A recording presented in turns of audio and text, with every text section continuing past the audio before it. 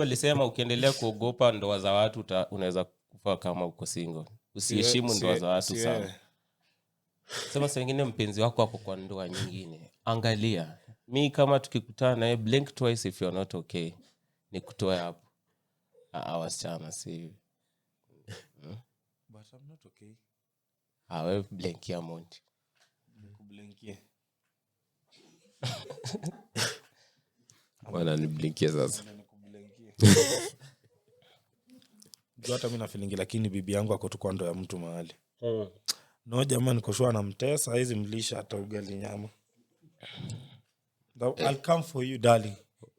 Wherever you are. Mwingeza finances.